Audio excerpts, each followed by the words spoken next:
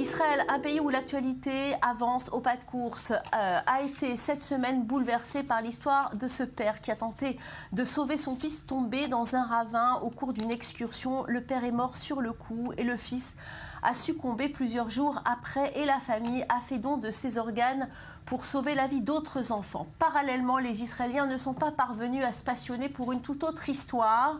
L'arrivée en Israël des premiers F-35, des avions de combat américains hyper sophistiqués et qui maintiennent l'avantage stratégique de l'armée de l'air israélienne. Maurice, pourquoi ce manque d'intérêt pour cet appareil qui finalement surpasse de loin le Rafale ?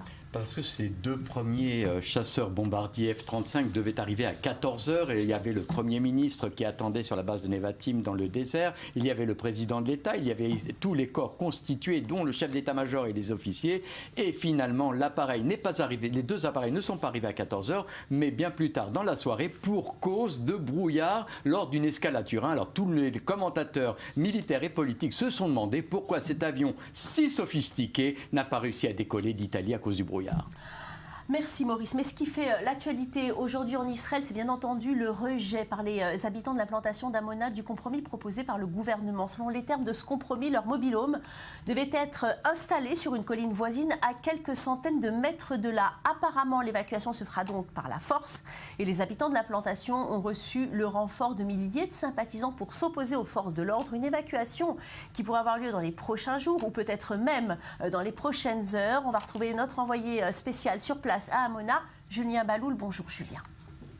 Ils sont ici de plus en plus nombreux dans l'implantation illégale d'Amona, des jeunes, essentiellement des mineurs, des lycéens, des écoliers à avoir loupé les classes et l'école pour être venus ici soutenir les habitants d'Amona avec la bénédiction de leurs parents et de leurs instituteurs. Certains ont passé la nuit entière ici, ils nous ont dit c'est important pour nous, on ne veut pas voir Amona être détruite, l'atmosphère reste assez sereine, assez bon enfant, ils mangent ensemble, ils jouent ensemble, ils discutent ensemble, ils attendent l'arrivée des soldats, mais cette arrivée ne semble pas du tout imminente puisque l'implantation n'est pas terrain militaire fermé, l'entrée est totalement libre, donc l'atmosphère reste sereine et ils promettent tous de ne pas se laisser évacuer assez facilement, mais ils promettent également de ne pas lever la main contre les soldats et les policiers, ils promettent une évacuation marquée, symbolique, mais pacifique.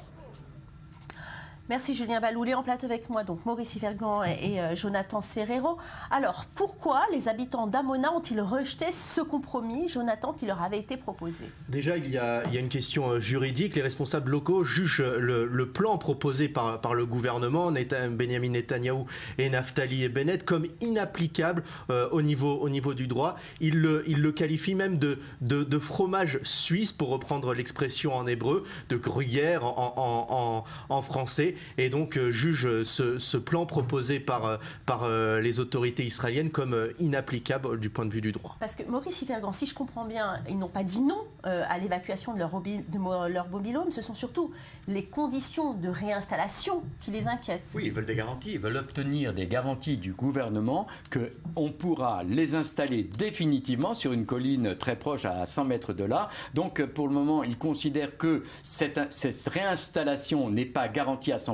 Il suffit que quelqu'un dépose un retour contre l'évacuation, contre l'installation sur cette autre colline pour que tout le processus soit bloqué et ils demandent donc des garanties. Il faut savoir que le traumatisme de l'évacuation des habitants du Gush Katif dans la bande de Gaza reste très vif. Jusqu'à aujourd'hui, il y a une partie de ces habitants qui n'ont pas encore été relogés, qui vivent encore dans des caravanes et donc c'est quelque chose qui traumatise les habitants des colonies. Jonathan. Il pense aussi que la Cour suprême va repousser le plan proposé par le gouvernement. Déjà, il y existe des problèmes pour représenter le gouvernement à la Cour suprême. Le conseiller au gouvernement, conseiller juridique au gouvernement, Avichai Mandelblit, ne veut pas représenter l'État à la Cour suprême. Et en ce moment même, l'État, les autorités cherchent un avocat pour représenter, pour défendre ce plan auprès de la Cour suprême. Parce que la Haute Cour de justice, Maurice Yvergan, avait donné jusqu'au 25 décembre pour évacuer les terrains contestés. Est-ce qu'on sait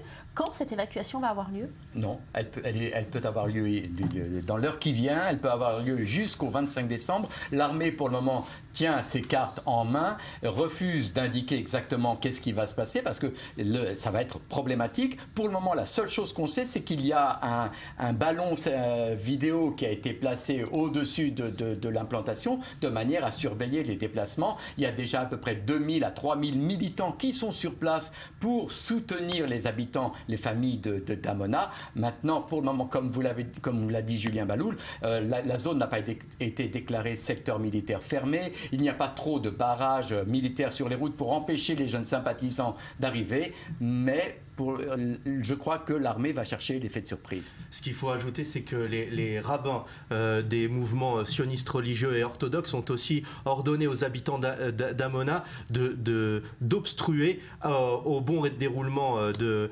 ce désengagement, comme on l'avait observé en 2005 lors du désengagement de Gaza. Alors nous vous tiendrons évidemment informés du déroulé de la journée, puisque nos envoyés spéciaux sont évidemment sur place. Autre débat en Israël, pourquoi de jeunes recrues refusent de servir dans les blindés? C'est la question que se sont posées cette semaine les responsables politiques et sécuritaires du pays, mais aussi l'ensemble du public, car pour la première fois dans l'histoire de Tsahal, une centaine de jeunes recrues ont refusé l'affectation dans les blindés, inimaginable dans un pays où l'armée est encore l'un des piliers de la société et incompréhensible surtout pour l'état-major qui fait des motivations des jeunes son cheval de bataille. Mais dans les chars, les officiers se posent des questions et en premier lieu celle de l'image que les blindés donnent à la jeunesse. Regardez le reportage de Maël Benoniel.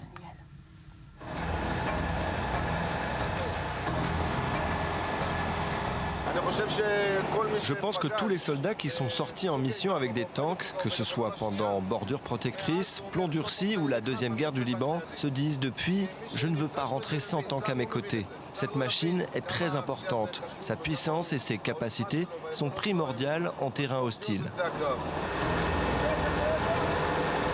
Et pourtant, de moins en moins d'enrôlés israéliens s'engagent dans les unités de chars de combat.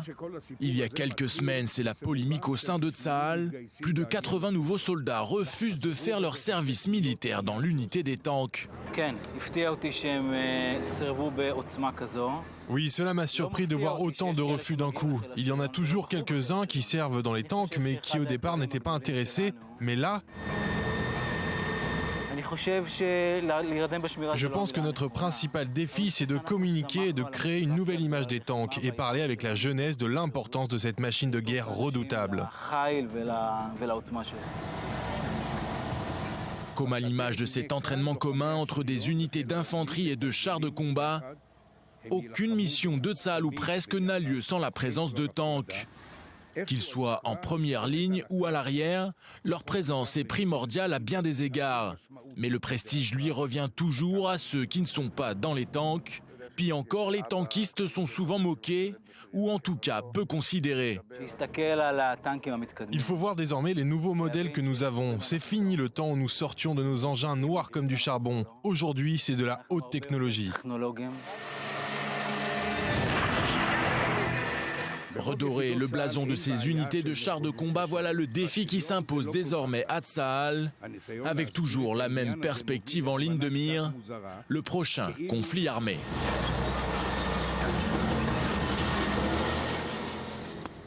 Alors Maurice Ifergan, pourquoi ce refus de servir dans les blindés ? Écoutez, il s'agit de 86 nouvelles recrues qui ont refusé effectivement d'être affectées dans les blindés. Certains, il faut le dire, voulaient être affectés dans d'autres unités, notamment les gardes frontières. C'est une unité qui prend de plus en plus d'importance et de prestige. Ou alors les parachutistes, Golani et Givati notamment, parce que ce sont l'image, c'est l'image qu'on donne de Tsahal, de ces soldats qui partent au front à l'avant et qui combattent. Les chars, vous l'avez vu, sont indispensables pour toute percée offensive, mais malgré tout, dans l'esprit des jeunes, il vaut mieux être un héros sur le terrain que dans un tank. Jonathan, c'est vraiment cette mauvaise image qui fait que ces jeunes-là n'ont pas voulu servir dans cette unité-là ? Alors aujourd'hui, il y a des plaintes de tous les côtés, du côté des parents qui ne veulent pas voir leurs enfants être utilisés comme de la chair à canon. On se souvient des critiques qui avaient été émises lors de la dernière guerre de Gaza sur la vétusté des tanks israéliens. Et il y a aussi les les plaintes des rabbins de chaque courant et du rabbin en chef de Tsahal, aussi le rabbin Eyal Karim qui s'était prononcé contre l'enrôlement des filles dans ces blindés. Alors justement, l'autre débat, vous venez de le dire, autour des blindés, ce sont les femmes tankistes. Est-ce qu'on peut dire que c'est envisageable? Il y en a certains qui sont pour, il y en a certains qui sont contre, mais apparemment l'opposition à l'intégration de ces femmes dans les tanks vient surtout des leaders qui sont sionistes et religieux, qui ne voient pas d'un bon œil les femmes être combattantes. Pourtant, ça existe déjà des femmes combattantes. Ah, justement, il y a tout un courant de rabbins qui sont opposés à cet enrôlement de femmes. Le rabbin Eyal Karim, le rabbin en chef de Tsahal, le grand rabbin séfarade aussi, Yitzhak Yosef, qui s'est prononcé contre l'enrôlement de ces femmes, qui a déclaré ceci, Valérie, vous allez sauter, que les femmes étaient mieux dans une cuisine ou derrière les fourneaux.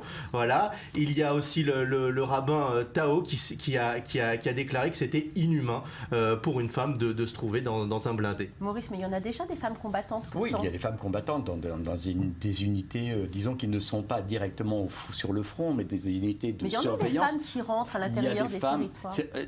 Les infirmières, par exemple. Oui, mais pas toutes. Je veux dire, le fait est que l'armée commence à étudier la possibilité d'intégrer des femmes à l'intérieur des blindés. Et là, vous allez voir, je voudrais qu'on regarde l'interview du commandant en chef des blindés. Il n'est pas contre, il veut simplement étudier la question et après je vous expliquerai pourquoi. Regardez.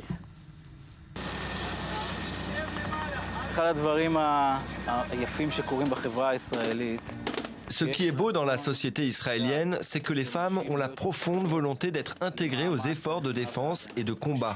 Quand nous les avons intégrées au combat, nous avons eu des résultats. Dans les blindés, nous ne les avons pas encore intégrées, mais nous avons reçu la directive de vérifier cette option et nous avons lancé le processus. Mon épouse est dans l'armée, peut-être pas combattante, mais dans l'armée tout de même. Je pense que les femmes peuvent tout faire. Je ne pense pas qu'elles soient moins bonnes ou meilleures que les hommes, mais que l'expérience a montré qu'elles réussissent. Voilà, donc vous voyez, l'armée n'est pas contre, elle veut étudier la question, elle sait que les femmes ont un rôle important à jouer, même dans les opérations offensives. Maintenant, il y a une question très prosaïque que posent les rabbins, mais que posent aussi les officiers dans l'armée. Vous savez qu'une équipe dans un char, c'est à peu près 4 personnes, 4 jeunes qui peuvent rester parfois 3 ou 4 jours dans un tank en cours d'opération. Et donc là, il se passe des choses tout à fait naturelles, c'est-à-dire les soldats ont besoin, par exemple, de faire leurs besoins.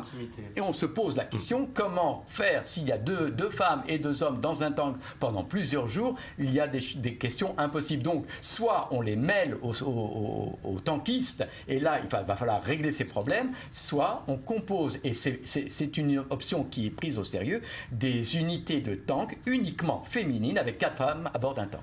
Alors juste, il faut préciser qu'il existe une unité féminine combattante, c'est les Caracal. Elles sont à l'origine de la prise des terroristes du Hamas lors de la dernière guerre de Gaza. Donc c'est grâce à elles aussi que la sécurité d'Israël est rendue possible. Est assurée. Ben moi, je vous propose maintenant d'en rencontrer une femme et qui n'est pas derrière ses